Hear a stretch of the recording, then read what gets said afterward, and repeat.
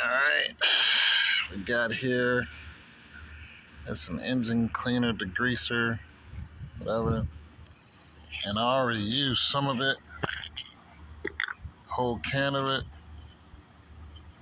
but basically you just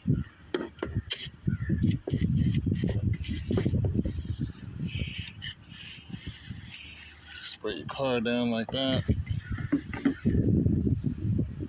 You have to do it when the car is when it's cool.